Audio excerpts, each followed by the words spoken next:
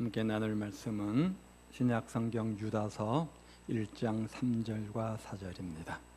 397페이지에 있습니다. 397페이지 요한계시록 바로 앞에 있습니다.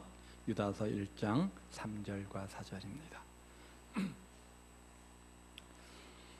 3절 4절 말씀을 우리 같은 목소리로 함께 합독하도록 하겠습니다. 사랑하는 자들아, 우리가 일반으로 받은 구원에 관하여 간절하던 차에 성도에게 믿음의 도를 위하여 힘써 싸우라는 편지로 너희를 권하여야 할 필요를 느꼈노니, 이는 가만히 들어온 몇이 있음이라. 그들은 옛적부터 이 판결을 받기로 미리 기록된 자니 경건하지 아니하여 우리 하나님의 은혜를 도리어 방탕한 것으로 바꾸고 홀로 하나이신 주제 곧 우리 주 예수 그리스도를 부인하는 자니라. 아멘. 최근에 이수근의 그림 빨래터라고 하는 그림이 있죠. 자, 이런 그림입니다. 그림인데요, 유장여부로 논란이 되었던 그림 중에 하나입니다. 또 최근에 또 한 가지 그림이 유작 논란이 있었죠. 천경자 하백의 미인도입니다. 렘프란트라는 화가는 일생 동안 639개의 그림을 그렸다고 합니다. 그런데 10,000명의 사람들이 그 화가의 그림을 가지고 있습니다. 더욱더 놀란 것은 전문가들이 모여서 639점의 그 그림을 연구 분석해 보았더니 불과 몇 점만 진짜이고 나머지는 다 모조품이었다고 합니다. 귀한 것일수록 가짜가 많은 법이지요. 그런데 이 세상에 기독교에 관련된 사이비 종교만큼 많은 이단을 가진 종교가 또 없습니다. 탕명한 소장에 의하면, 탕명한 소장은 그 이단 연구하시는 분이시죠. 우리나라에만 자칭 하나님, 자칭 예수님이라고 하는 분들이 37명이 있다고 합니다. 자, 이단은 이렇게 정의할 수 있습니다.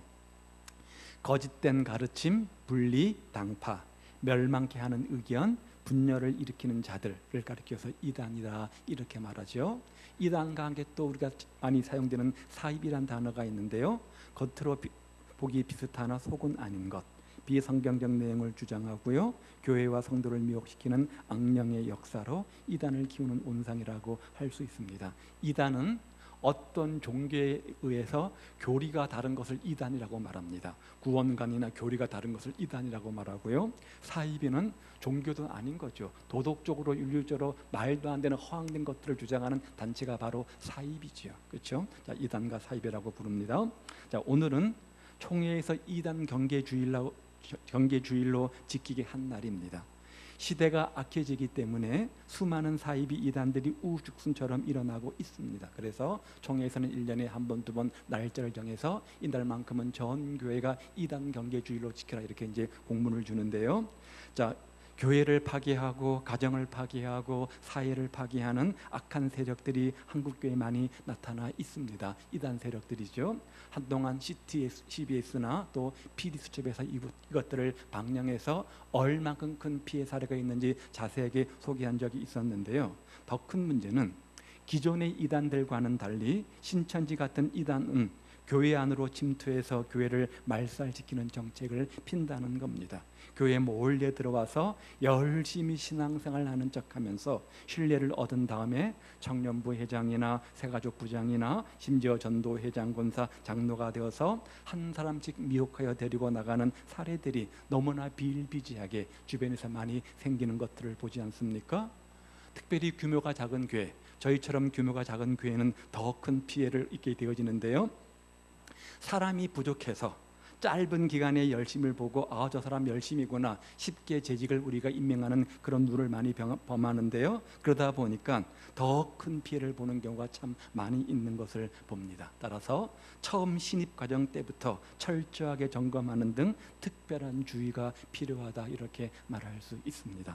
오늘 본문에 보면 초대 교회에서도 이미 교회 내에 은밀히 침투하여 미혹하는 사건이 있음을 분명히 이야기하고 있습니다. 이미 초대 교회 때도 이런 이단 세력들이 있었다는 거죠. 그래서 유다는 이 사건에 대해서 명료하게 지적하고 있는 겁니다. 오늘날도 신천지나 또 다른 이단들이 가만히 교회에 들어와서 교회를 파괴하고 목회자를 무너뜨리고 성도들을 미혹하고 있지 않습니까? 그들의 어떤 그 용어에 의하면 산 옮기기 전략인 거죠. 사단은 교회를 무너뜨리는 것이 목적입니다. 따라서 하나님의 거룩한 교회를 지키고 하나님의 그 영광을 위해서 이단을 경계하고 교회의 거룩성과 진리소에 앞장서야 할 때라는 거죠. 그렇다면 오늘 본문이 우리에게 교훈하는 것이 무엇입니까? 왜 우리가 이단을 경계해야 된다고 말합니까? 몇 가지 이유를 설명하는데요. 첫 번째는 3절에 보면 하나님의 은총, 은혜를 힘써 지켜야 하기 때문이라는 거죠. 주신 믿음의 도를 위해서 뭐라고요? 힘써 싸우라, 이렇게 말합니다. 무슨 말인가? 하나님이 우리에게 주신 은혜가 있다는 겁니다. 은총이 있다는 겁니다. 뭘 말하는 걸까요? 구원의 은혜죠. 복음의 은혜죠. 인간의 타락과 범죄는 하나님 앞에서 스스로 그 문제를 해결할 수 있는 것이 아닙니다.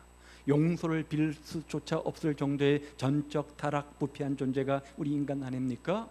우리 기독교는 인간을 어떻게 정의하냐면 하나님 앞에서 전적 타락하고 전적 부패한 존재, 그래서 스스로의 힘으로 아무것도 할 수 없는 존재, 바로 이것이 성경이 말한 인간관입니다. 그래서 어떤 도덕적 삶을 추구한다고 해도 철학이나 종교적 삶을 통해서 타락을 원상회복할 수 없는 존재라는 거죠. 이것이 바로 인생의 모습입니다. 그런데 그런 인생이 얼마나 불행한지, 왜냐하면 그런 죄악의 결과는 뭘 가지고 왔습니까? 죽음을 가지고 왔습니다. 영벌을 가지고 왔습니다. 그 누구도 그 어떤 행동으로도, 그 어떤 지식으로도, 그 어떤 종교적 삶으로도, 과학으로도 이 문제를 결코 해결할 수 없기 때문에 최대의 불행이라는 거죠.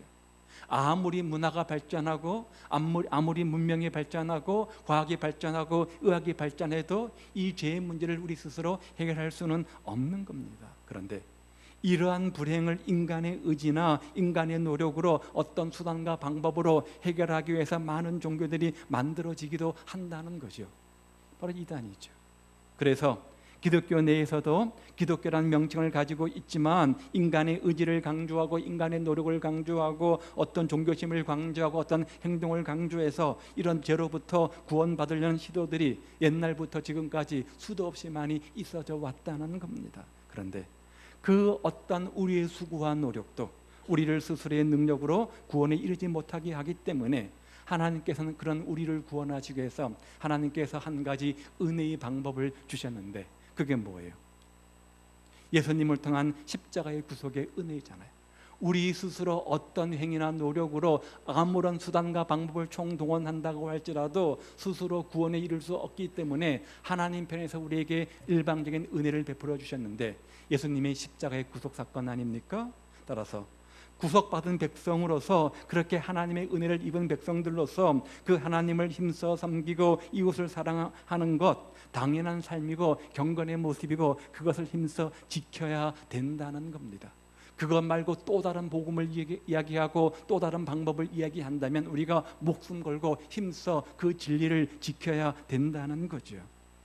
자, 이러한 은혜를 오늘 3절에 보니까 주신 믿음의 도 이런 말로 표현해 놓았습니다. 하나님의 구원의 은혜를 말하는 거죠. 복음의 은혜를 말하는 거죠. 따라서 우리 예수님을 구속의 주님을 믿는 믿음을 지키는 것이 은혜를 지키는 것이고 자신의 믿음을 지키는 것입니다. 예수님으로 말미암아 구원의 길이 있다. 예수님이 참된 구원자이시다. 그분 말고는 또 다른 구원의 길이 없다. 이것을 믿고 이 사실을 지키는 것이 뭐예요? 참된 믿음을 지키고 은혜를 지키는 방법이라는 거죠. 그런데 이단들이란 이러한 은혜를 변질시키는 사람들입니다. 그래서 유다는 일반으로 얻은 구원의 은혜를 교회가 힘써 지켜야 된다 이렇게 본문에서 강조하고 있는 겁니다. 하나님께서 우리들이 스스로 해결하지 못한 죄와 형벌을 주님의 십자가로 해결해 주셨는데 그 은혜를 빼앗기거나 놓쳐서는 안 된다는 거죠. 따라서 교회는 은혜의 복음을 지켜야 됩니다. 목숨 걸고 지켜야 됩니다. 선한 싸움을 싸워야 되는 거죠. 왜냐하면 그런 은혜를 놓치게 되어지면 교회는 타락할 수밖에 없고 교회는 변질할 수밖에 없고 이단에 빠질 수밖에 없는 겁니다. 따라서 하나님의 은혜를 힘써 지켜서 이단의 미혹에 대처하는 그런 경계하는 삶이 되시기를 우리 주님의 이름으로 축복을 드립니다. 이 사실을 가리켜서 주신 믿음의 도를 위하여 힘써 싸우라, 이렇게 지금 유다는 우리에게 권면해 주는 거죠. 왜 이렇게 해야 되는가? 두 번째 보십시오. 하나님의 은혜를 변질시키는 세력들이 교회 공동체 안에도 있기 때문이라는 거예요. 4절 말씀 보십시오. 가만히 들어온 사람 몇이 있음이라 경건하지 아니하여 하나님의 은혜를 방탕한 것으로 바꾸고 예수를 부인하는 자다, 이렇게 말합니다. 초대교회 때에도 이미 하나님의 은혜를 변질시키는 거짓 사도들이 있었다, 성경은 이렇게 이야기합니다. 사단의 역사는 한 가지 목적입니다. 똑같은 목적을 가지고 있습니다. 뭐냐? 언제나 교회를 파괴하는 것, 또 성도들로 하여금 구원에 이르지 못하도록 하는 것, 예수를 믿기는 믿되 믿는 등 마는 등 하게 하는 것, 이것이 바로 사단의 목표요, 사단의 전략 아닙니까? 그래서 이단은 언제나 교회를 파괴하고 성도를 미혹합니다. 성경에서 죄의 문제를 다루면서 항상 두 가지를 조심하라, 항상 성경은 이렇게 말합니다. 하나는 유혹입니다. 하나는 유혹입니다. 또 하나는 미혹입니다. 유혹을 조심하라, 유혹의 욕심을 조심하라, 이렇게 말하죠. 유혹은 양심과 도덕과 법적인 것들을 표현하는 단어입니다. 인간의 삶과 관련이 있습니다. 육신의 것과 관련이 있습니다. 반면에 미혹은, 미혹을 조심하라, 이 말은 영적인 것입니다. 하나님의 은혜, 복음의 진리와 관련이 있는 겁니다. 하나님의 은혜의 진리를 변질시키는 것, 진리를 파괴시키는 이론들을 가리켜서 미혹이다, 이렇게 말합니다. 즉 이단들의 교리를 말하는 것이죠. 유혹이 육신의 것이라고 한다면 미혹은 영적인 것입니다. 따라서 성도들은 유혹도 피해야 됩니다. 믿는 성도로서 언행심사나 삶의 모습이 구별된 도덕적이고 윤리적 삶을 살아야 되겠죠. 유혹을 피할 필요가 있습니다. 그런데 더 중요한 것은, 더 조심할 것은 미혹을 피하는 겁니다. 왜냐하면 미혹은 단순히 육신만 망치는 것이 아니라 영혼을 망치기 때문이죠. 교회를 파괴하는 무기로 변질되기 때문이고 이 땅에서도 저주의 삶을 사는 이유가 되기 때문입니다. 그런데 이 시대에도 우리를 미혹해 하는 잘못된 이단 세력들이 계속적으로 나타나고 있다는 거죠. 그런데 이러한 미혹에 빠지면 영원히 파괴되고 영벌에 이른 지름길이 되는 것이기 때문에 우리는 이단을 경계하고 조심해야 되는 겁니다. 보십시오. 하나님의 은혜를 방탕한 것으로 바꾸고, 이전 성경은 하나님의 은혜를 변질시켰다, 이렇게 번역해 놓고 있는데요. 이 말이 의미하는 것이 무엇입니까? 은혜라고 하는 것은 거저 주시는 하나님의 선물이잖아요. 우리가 보통 은혜라고 할 때 가장 보편적으로 쓰는 것이 바로 구원입니다. 구원은 하나님의 은혜로 받았습니다. 무슨 말이죠? 하나님께서 영벌에 처한 우리를 하나님의 은혜로 우리를 구원해 주셨다는 거죠. 그리고 그 방법이 뭐였습니까? 예수님의 십자가의 구속 사건이었습니다. 그것을 믿는 자들에게 은혜로 구원을 주신 겁니다. 우리 모두가 이 믿음 안에서 구원받은 거죠. 그렇죠? 따라서 구원받는 한 가지 확실한 방법, 유일한 방법은 뭡니까? 예수님을 통한 믿음밖에는 없습니다. 그런데 이러한 은혜를 거절하는 형태가 초대교회 때부터 있었다는 겁니다. 그것을 가리켜서 하나님의 은총을 방탕한 것으로 바꾼다, 하나님의 은혜를 변질시킨다, 이렇게 말한 거죠. 다른 말로 말하면 예수 믿고 구원받는데 그것 말고 뭔가 다른 것도 있어야 된다, 이렇게 말하면 하나님의 구원의 은혜를 변질시키는 겁니다. 그런 많은 노력들이, 많은 것들이 있었다는 겁니다. 몇 가지 한번 살펴보죠. 조금 볼륨을 올려주세요. 첫 번째는 율법주의가 있는데요. 율법주의가 있는데 행위 구원을 말하는 겁니다. 은혜로 믿음으로 구원받는데 그것 말고 우리 행함도 필요하다, 이렇게 구원을 주장하는 거죠. 여러분 잘 아시는 목사님, 이전에 계셨던 목사님이 이 행위 구원을 주장하시다가 최근에 저희 교단에서 출교당하시고 이단으로 출교를 당하셨습니다. 면직을 당하셨습니다. 그런데 이단들의 공통된 특징이 뭐냐? 모두가 행위 구원을 주장한다는 거예요. 처음에는 그분이 종말론에 이상이 있었는데 최근 행위 구원을 주장하셨어요.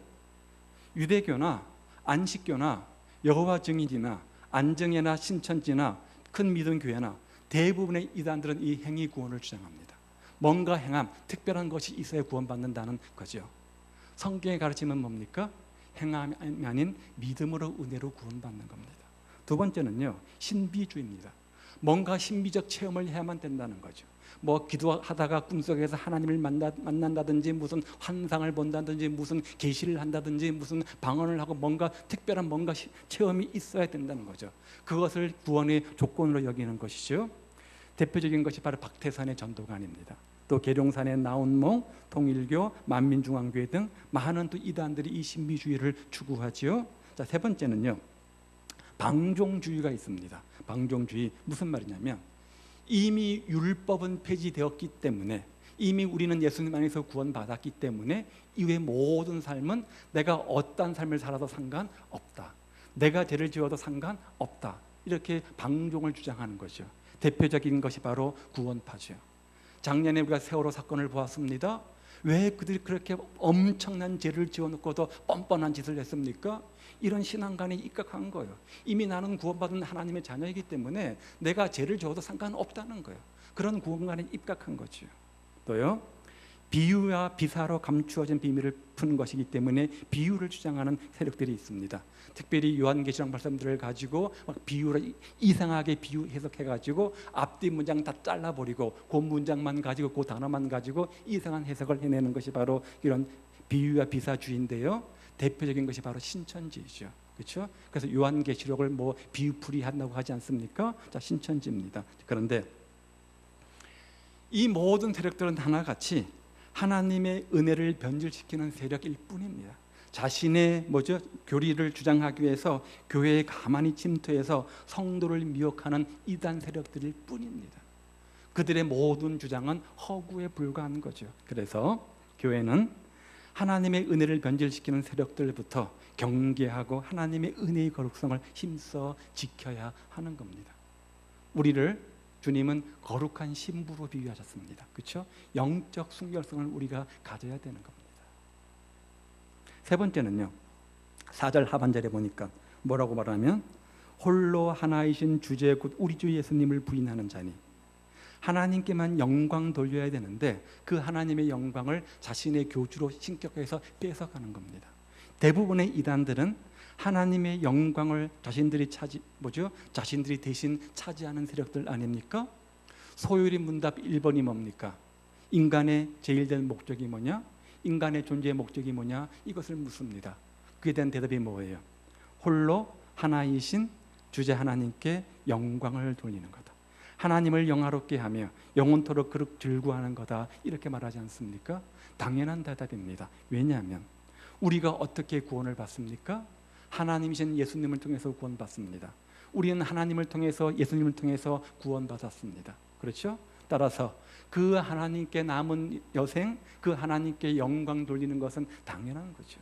사도 바울의 고백처럼 사나 죽으나 이제 주를 위한 자의 삶을 사는 것은 당연한 겁니다. 내 대신 십자가에 피 흘려 대속의 죽음을 가지신 그 예수님 주님을 위해서 영광 돌리고 사는 것은 당연한 삶이라는 거죠. 그런데 이단들은 교주를 어떻게 합니까? 재림주로 여기고요, 이긴 자, 구원자, 이렇게 그들을 신격화해서 하나님의 영광을 교주에게 돌리고 있는 것을 보지 않습니까? 자, 신천지는 인간을 신격화합니다. 신천지만 그렇습니까? 모든 이단들이 그렇습니다. 표면적으로는 교주가 예수님이라 이렇게 말은 하지만 이만희는 총회장일 뿐이다 이렇게 말은 하지만 그들의 신천지 책자나 교제의 내용들을 살펴보면 인간 이만희를 어떻게 표현하고 있냐면 만유의 대주제. 이건 누구에게 쓰는 말입니까? 예수님에게 쓰는 말이잖아요. 영광 보좌를 버리고 섬기러 오신 분, 누구에게 쓰는 말입니까? 예수님에게 쓰는 말이잖아요. 자, 보혜사, 누구를 가리키는 거예요? 성령님을 가리키는 거잖아요. 그런데 이만희를 이렇게 신격화합니다. 뿐만 아니라 이긴 자, 백마탄 자, 인떼는 자, 두 증인 중에 하나, 생명록, 사망록, 중단록을 쓰는 자, 주 그리스도, 구원자, 삼위일체 중에 하나. 계시록에 나오는 많은 용어들이죠. 다 하나같이 예수님을 가리키는 말들 아닙니까? 이것을 누구에게 쓴다고요? 이만희에게 씁니다. 그러면서 인간 이만희를 지금 신격화하고 하나님처럼 이렇게 믿는 거죠. 따라서 우리 교회는 하나님의 영광을 빼앗기는 일이 없도록 하기 위해서 이단을 경계해야 되는 겁니다. 얼마나 무서운지 몰라요. 그러면 네 번째로요, 어떻게 우리가 이런 이단의 미혹을 경계할 수 있을까? 여러분 아무리 오랫동안 예수를 믿어도요, 여러분이 신앙생활을 잘 하셨어도요, 여러분이 성경 지식이 아주 해박하셔도 여러분의 어떤 신앙 지식을 가지고 교리를 가지고 구분해서 이것은 잘못된 교리 구분해내는 것이 결코 쉽지가 않습니다. 목회자들도 마찬가지입니다. 따라서 전문적으로 이 분야를 깊게 연구하지 않으면 잘못된 교리를 분석해내는 것이 어렵습니다. 그래서 전문가가 필요한 거죠. 자, 그런 교리적인 부분들은 전문가에게 맡기고 우리는 폭넓게 큰 틀 속에서 몇 가지 우리가 조심하면 됩니다. 자, 이 책에 나와 있는 내용들을 제가 몇 가지 설명을 드리겠습니다. 총회에서 나와 있는 우리 시대의 이단들이라는 책인데요. 첫 번째는 교회 공동체 안에서 생활하는 것이 최선의 방법이라는 거예요. 성경 공부는 물론이고 교제나 사랑의 나눔 또한 교회 공동체 안에서 교회 공동체 회원들과 이루어지면 별탈이 없다는 거죠.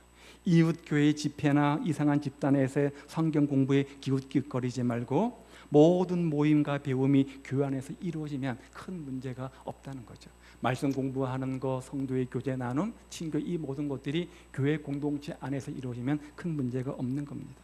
교회 밖에서 하는 성경 공부는 반드시 목사님의 허락을 받은 뒤에 하시기 바랍니다. 강사가 누구인지, 배우는 내용이 무엇인지, 주관하는 단체가 어디인지를 명확히 파악한 다음에 목사님에게 보고하셔서 허락을 받으시면 문제가 없겠죠.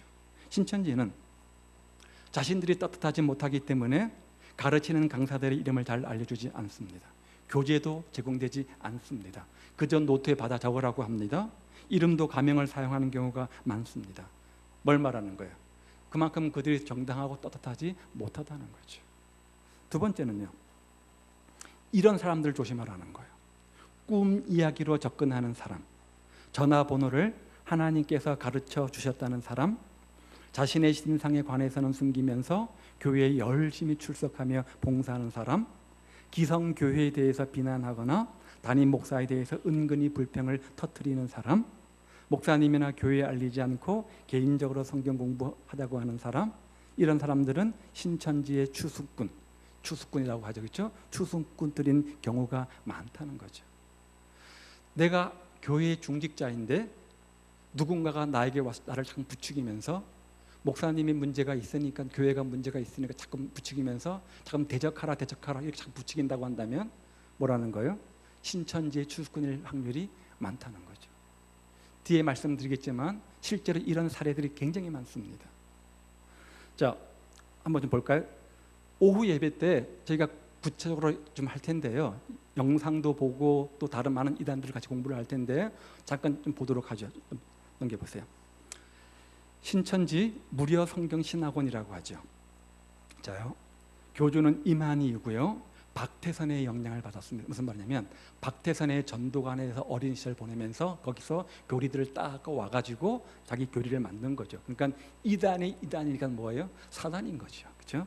1990년 시작이 되었고요. 자, 이 사람입니다. 이 사람, 예. 나이가 꽤 들었어요. 77세. 과거에 70, 지금은 한 80도 넘었을 거예요. 자, 이분입니다. 자, 넘겨보시죠. 넘겨보세요. 이들이 주장하는 몇 가지 그 중요한 교리들이 있는데요. 하나님의 창조를 부인합니다. 태초에 하나님이 천지를 창조하시니라. 1장 1절은 그렇게 시작이 되어집니다. 근데 하나님의 창조를 부인합니다. 비유만을 강조하는 성경 해석법을 갖습니다. 비유법. 그리고 하나님의 이적을 믿지 않고요. 14만 4천 명, 요한계시록의 말씀을 액면 그대로 문자적으로 해석해서 14만 4천 명. 자, 이 14만 4천 명은 모든 이단들이 갖는 공통된 특징입니다. 무슨 말이냐면 우리 신천지 믿는 성도들이 이 땅에서 14만 4천 명이 되면 그날이 세상 마지막 날이다, 이렇게 주장하는 거죠. 그러면서 이 우리 신천지 14만 4천 명에게만 구원이 있고 다른 사람들에게는 구원이 없다, 이렇게 주장하는 거죠. 넘겨보세요. 삼일째 하나님을 부인하고요. 아까 말한 그대로입니다. 기성교회는 구원이 없다고 말하고 자신이 계시를 받았다고 주장하면서 특별히 마태복음 24장과 요한계시록만을 가지고 비유를 이렇게 풀어서 이제 하는 것이 바로 이 비유법이죠. 자, 이런 잘못된 교리들을 가지고 있는데요. 특별히 넘겨보십시오. 이들이 교회 침투 시 사용할 때 쓰는 질문법 기법들이 있습니다. 자, 어떻게 하는지 구체적인 내용들은 오후 예배 때 우리가 영상을 좀 볼 텐데요. 목사님이나 교회 리더 말이라고 다 믿으면 안 돼. 이러면서 목사나 교회 리더들에 대해서 불신을 싹트게 만들죠. 또 카톨릭이 부패한 것처럼 요즘 교회도 썩었어. 우리 교회도 문제가 많아. 그렇지 않아? 라고 하면서 교회에 대한 불평과 불만을 품게 만듭니다. 그 밖에도 이런 질문들 또 넘겨보실까요? 예. 자, 이런 질문들 또요.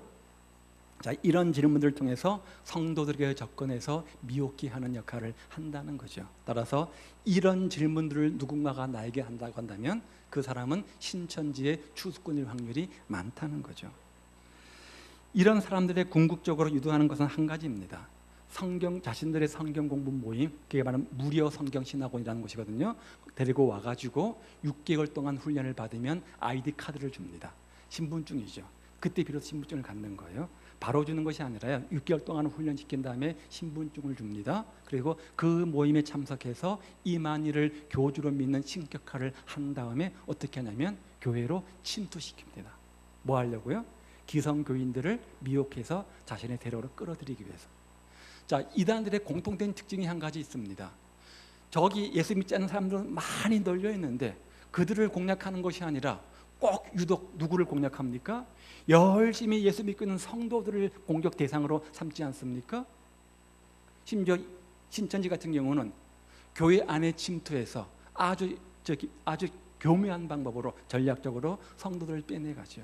통계에 의하면 우리나라에 100명 이상 된 교회에 꼭 한 명씩, 100명에 한 명씩꼴로 꼭 침투되어져 있다고 합니다. 저희에게도 마찬가지였습니다. 마찬가지일 겁니다. 자, 피해 사례들을 살펴보면요, 수도 없이 많이 있습니다. 굳이 뭐 남 얘기할 것도 없습니다. 저희 주변에 있는 몇 가지 한번 예를 들어보도록 하죠. 저희가 속해 있는 노회는 한 100여 개 교회가 우리 노회에 속해 있습니다. 그 노회에 이제 몇 개 시차례가 있는데요. 저희는 북부 시차례입니다. 서울 북부 시차례인데요. 한 10서너 개 교회가 있습니다. 저희 시차례 안에 13개 교회가 있는데 그 시차례 피해 사례를 한번 제가 들어볼게요. 저희 시차례에 원주에 있는 한 조그만 교회가 있습니다. 한 개척한 3년 정도 된 교회인데요. 작년에 이런 일들이 있었습니다. 열심히 함께 개척하면서 열심히 핵심 멤버였던 개척 멤버들이 한 명, 두 명 떠나가기 시작하는 겁니다. 교회의 불만과 불평을 품고. 목사님 참 이상했습니다. 왜 그럴까? 그래서 떠나가는 아픔들을 안고 이번 기회에 모든 성도들을 개별적으로 한번 만나는 만남들을 갖게 되었죠. 그런데 한 가지 문제를 발견했습니다. 언젠가 한 들어온 한 분이 이제 모든 성도들을 찾아다니면서, 잘 모르시죠? 목사님 설교에 문제가 있어요. 목사님 목회 방침이 문제가 있어요. 하면서 모든 성도들을 부안해동시킨 겁니다. 그런데 함께 해왔던 이 핵심 멤버들이 그 말에 혹 넘어가서 목사님을 대적하다 교회를 떠났던 거죠. 그러면서 많은 성도들이 말하기를, 사실은 목사님, 이분이 저희 교회 성도 한 분 한 분을 찾아다니면서 이렇게 말을 했습니다. 그래서 그 여파로 많은 분들이 떠나간 겁니다. 알고 봤더니 그분이 바로 신천지였던 거죠. 개척한 지 3년 돼서 한 30명 정도 모이는 교회였는데 이 목사님 너무나 큰 충격을 받았어요. 계속 목회를 해야 될까 말까 고민하다가 작년 연말에 만났을 때 이 얘기를 시찰 간증을 하시더라고요. 그래서 핵심 멤버 함께 있던 분들이 다 떠나고 난 다음에 얼마나 큰 절망감이 있었겠습니까? 그래서 목회를 포기하고 싶은 순간 다시 교회를 옮기게 되었고, 지금 또 그만큼 하나님께서 신실한 성도들을 보내주셔서 그만큼 열심히 이제 목회를 하고 계시는데요. 말도 못합니다. 저희 노회 안에 주 안에 교회라는 교회가 있습니다. 대전에 있는 교회인데요. 대덕단지에 좋은 위치에 있는 교회입니다. 제법 규모도 크고요. 이분이 그 교회가 신천지로 시끄러울 때 나이가 68살이었습니다. 은퇴를 2년 앞두고 있는 목사님이었습니다. 그런데 몇 명의 무리들이 들어와서 문제를 일으키고 나갈 때는 3분의 1의 성도를 데리고 나갔습니다. 여파가 컸던 거죠. 얼마나 큰 충격을 받았는지 이분이 노회에 오셔서 2년 은퇴를 앞두시고 눈물 흘리시고 통곡하시면서 본인이 직접 이렇게 신천지 동영상을 만들어 오셔가지고 우리에게 배포해 주면서 이 심각한 사례를 눈물 흘리면서 통곡을 하셨습니다. 어떻게 됐냐면 잘 모르겠어요. 그 이후에 교회가 갈라지고 노회를 탈퇴하면서 그분이 명예롭게 은퇴를 못하셨다고 해요. 그만큼 피해 사례가 큰 거죠. 구리에 가면 남양주 사랑의 교회라는 교회가 있습니다. 저와 함께 사랑에서 목회했던 목사님이신데요, 저보다 1년 먼저 교회를 개척을 하셨어요. 열심히 은혜 가운데 한 40명, 45명 모일 때쯤인 것 같습니다. 한 여자분인 성도가 오셔서 제가 기도하다가 많은 은혜를 받아서 이 교회에 열심히 봉사하고 싶습니다. 제가 이렇게 공부를 했는데요, 제가 무보수로 신방 전도사 사역을 하고 싶습니다. 저희가 그 얘기 듣고 말렸어요. 수상하다. 근데 그분이 이제 오케이 하는 거죠. 그 짧은 기간 동안 그 한 40명, 50명 모이는 교회니까 한 분들 다 찾아다니면서 다 이렇게 이제 작업을 하신 거예요. 40명을 데리고 나가셨어요. 이 목사님이 큰 충격을 받아가지고 결국은 어떻게 해요? 교회를 폐쇄하고 미국으로 가셨다가 최근에 오셨다고 하는데, 이렇게 작은 교회일수록 한번 스쳐 지나가면 교회가 폐쇄될 만큼 엄청난 타격이 있습니다. 여의도 순복음교회는 1800명이 피해를 받았다고 합니다. 3.1교회처럼 청년부가 많은 교회도 마찬가지입니다. 온누리교회나 사랑의 교회처럼 소그룹 하는 교회도 많은 피해가 있었습니다. 예배 때마다 신천지 나가십시오라고 하면 수백 명이 일어서서 나가기도 하지 않았습니까? 엄청난 피해가 한국 교회에 있었습니다. 남 얘기할 것 없습니다. 제가 얼마 전에 한 전화를 받았습니다. 사랑의 교회에서 목회하는 제 제자 목사님인데요, 이쪽 교회를 담당하는 목사님이 들었다는 거예요. 목사님, 제가 들으니까 강북 사랑의 교회가 최근에 이단 때문에 굉장히 시끄럽고 내용을 앓고 있다는데 괜찮습니까? 그런 뜬금없는 전화였습니다. 저희 교회가, 저희 강북 사랑의 교회가 지금 이단으로 인해서 엄청난 내용을 앓고 있다라는 것이 바로 주변 이 동네의 소문이라는 거죠. 왜 이런 소문이 이 주변 지역에서 나는지 잘 모르겠는데, 지금 하여간 이 동네에서는 우리 교회가 엄청난 이단으로 시끄럽다, 힘들다, 그렇게 알고 계시더라고요. 그 밖에도 여기 많이 적어놨는데 참 많은 피해 사례들이 있습니다. 남 얘기가 아니라 우리가 알고 있는 많은 교회들의 얘기입니다. 자, 이런 현실 속에서 우리가 조심해야 될 것들이 있습니다. 자, 문제점 이런 것들이죠. 주의점. 이들의 목표는 교회를 부수는 것이며 성도들을 미혹하는 것이죠. 자신의 신분을 숨기고 교회 침투해서 교회를 공격함으로 교회에서 새신자가 알기에 더욱더 주의를 기울 필요가 있는 거죠. 두 번째는요, 교회를 비판하거나 목회자와 교회 지도자들을 욕하거나 무리여 성경 공부를 유혹하는 이들을 조기에 발견, 색출할 필요가 있겠죠. 세 번째는요, 이들은 교묘한 속임수와 거짓말을 일삼으며 교회 침투도 조직적으로 하기 때문에 세밀한 관찰이 필요합니다. 네 번째는요, 성도들이 교회가 아닌 다른 곳에서 성경 공부할 경우 교육자들에게 보고해서 검증받은 후 공부에 참석하도록 지도해야 되는 것이죠. 자, 이렇게 예방을 잘 하는 것이 맞는 방법 중에 하나일 겁니다. 자, 세 번째는요, 우리가 어떻게 경계할 수 있는가? 이미 받은 기본 진리의 말씀을 잘 기억하는 방법이 있습니다. 사도행전 말씀에 보면 이런 말씀이 있어요. 그러므로 여러분이 일깨어 내가 3년이나 밤낮 쉬지 않고 눈물로 각 사람을 훈계하던 것을 기억하라. 무슨 말입니까?